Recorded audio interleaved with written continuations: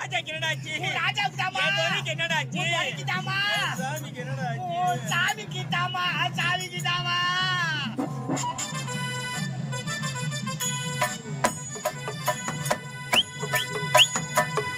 சாமிக்கு தாமா.